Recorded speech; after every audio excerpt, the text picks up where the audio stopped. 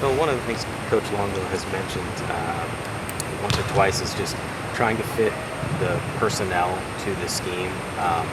What's your perspective on the challenge that it's been once the season has started to fit your scheme to what is the strengths of these players? So you mean what Coach Fickle mentioned is what you're saying? You said Longo. Yeah. Oh, I'm sorry. Just take that out of the audio. He doesn't recognize it. So one, it's our scheme, first of all. But secondly, it's been interesting because you implement the offense in the offseason and you go through the summer. And we felt like we're going to let I've said this a number of times, you're going to let the talent dictate where you go with the offense. And so we start heading down a certain path. You learn the character of the team and what our strengths are. And then we hit our first obstacle, which was the loss of Ches Malusi, who arguably was our most explosive player. And so you got to regroup, and Braylon has to shoulder more of the reps and more of the run responsibility.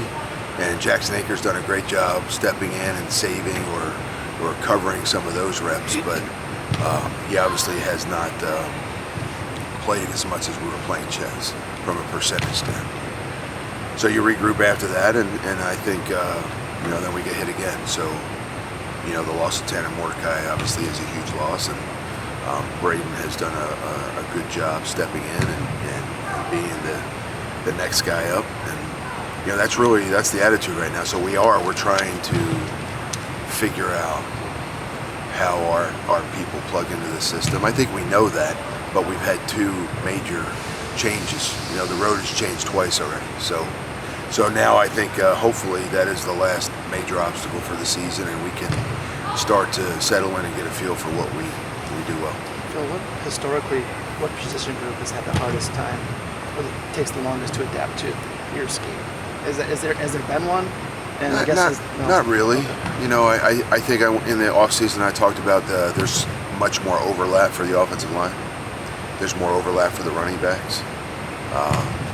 Typically, we're obviously doing more in the passing game than they have done in the past, but they're excited about doing that. And so I don't know that there's been some tremendous learning curve. I just, we have to get better playing together all the time. We've got to minimize our mistakes, and I think getting over the two obstacles that we've been through has been a major challenge for our guys. And we're getting ready for Ohio State right now, and we're going to do it with the people that we have.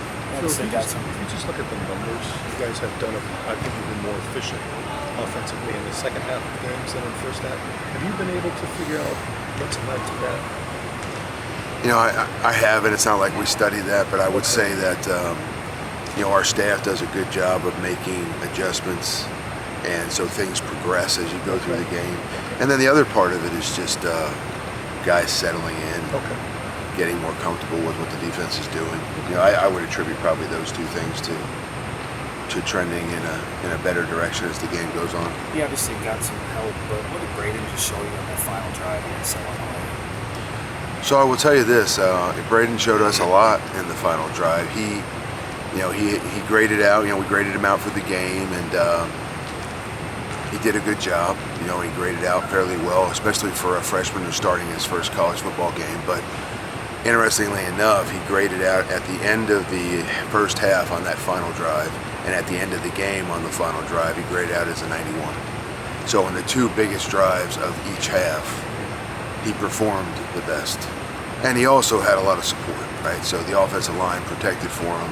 The receivers made plays in both of those drives, and obviously so did Braylon Allen. And so both of those drives are a product of the entire offensive unit, but you need your quarterback playing well in 2-minute scenarios, and he did that in both 2-minute scenarios, against Illinois.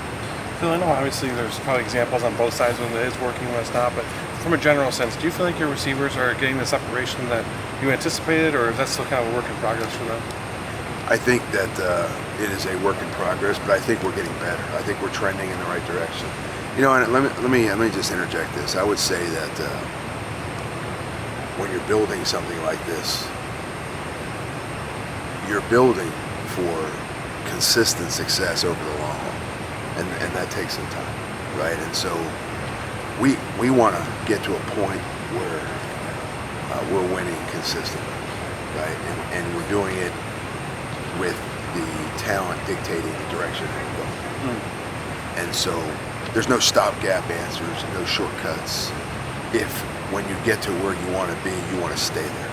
And I think that's the old adage is just keep your nose to the grindstone, and you got to plug the next man in. You don't have a choice. You got to plug the next guy in, and you got to keep playing.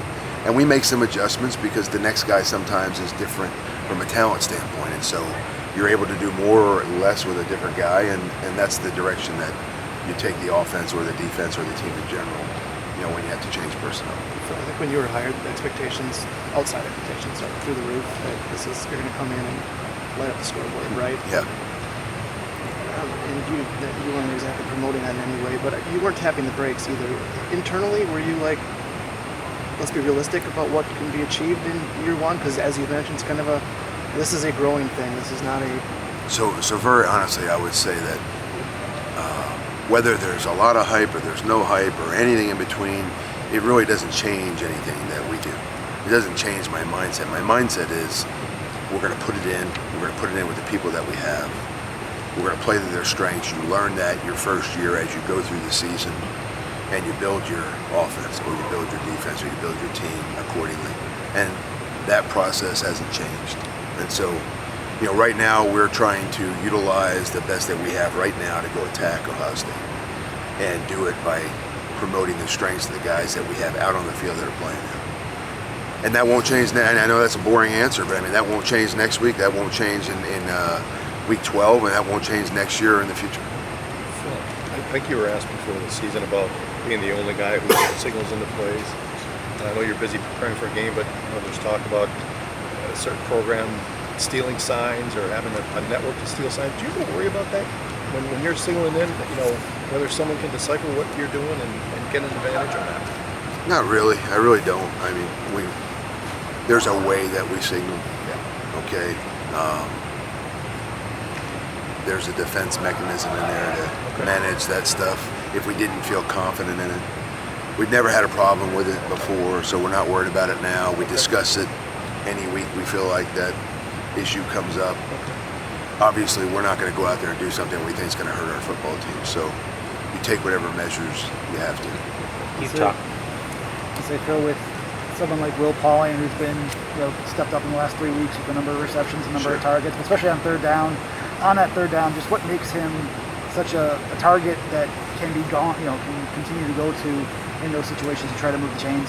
So the two things I would say: one, Will Pauling has been on the target list since the start of the season. He has definitely upped his game in the last few weeks. Love the direction that he's going. And third down is a big down. And in some of those plays, he hasn't even been the primary target. The primary target's been covered, and then he has a great knack for getting open. He's talented. He's hard to stay with. He's a great change of direction guy. And so he has demonstrated that on big downs like that, he can create some separation, and he's become a really, consistent and trustworthy target for the quarterbacks, and that's why his production is where it is right now. I think on the outside, there's been some talk about the shotgun snaps and whether they're getting back to where they need to be quick enough. I don't know, how would you evaluate how Tanner's done back there? So you'll see him after every practice working on it, and I think you'll see a number of players on the field staying and working on things, and those are things that they're not exactly excelling at. The snaps were an issue earlier in the season. Every now and then we get one we don't want, right? And it is a concern, but I think it's being addressed by our staff, it's being addressed by me, it's being addressed by our centers. And it has gotten better, and I don't know that it, knock on wood, but I don't know that it's been a major problem the last couple of weeks, so hopefully that trend continues. Does it affect the offense at all? Early on it did. I mean, when Tanner Mordecai has to jump for a ball, that's not a good thing, right? He ran a touchdown in that really should have been handed to Braylon Allen, but we had to retrieve the snap, and so, he did what you're supposed to do, chase the run.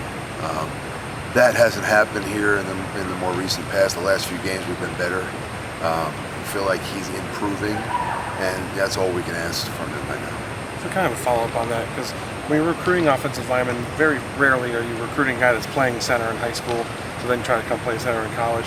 How difficult, in your experience, is developing that center when he gets to the college level, or how do you kind of evaluate how you can go about that? Well, one of the things that Coach McNeil does is we snap 6 guys every day. Oh wow. And earlier I talked about us building for consistent success over the long haul in the future, right? So that's part of this process. That's just a small microcosm of what we're doing with the entire offensive unit. He snaps 6 guys every day, before and after practice, in an effort to start training some of those guys some of them do have snap experience, and those are obviously the guys playing center. But a full year under their belt of snapping, if we have to call on one of them to be a center because of his physical makeup and his intelligence, because you need that at that position. Speaking of the offensive line, there's been a lot of shuffling, at the guard spots, obviously. Is continuity with a starting 5 on the offensive line something you seek, or does it not matter to you as long as you're getting the production that you need? So it's not we haven't shuffled for continuity. We're shuffling because we like the 3 guards that we have, and so we roll through those guys and we play them. Part of it is you want to keep guys fresh. We roll through 3 wideouts. We roll through 2 slots.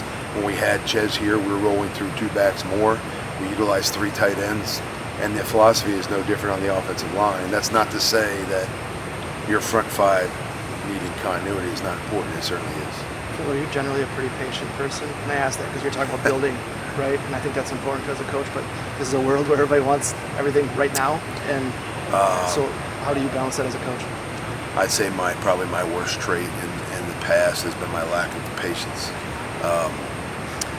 12 years ago, I started having kids with my wife, right? We got 4 now. They've made me a much more patient person. But I think in terms of this process, you have to be.